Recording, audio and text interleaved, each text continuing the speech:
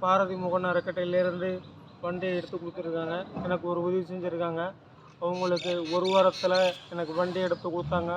அவங்களுக்கு என் மனமார்ந்த நன்றி நன்றி நன்றி.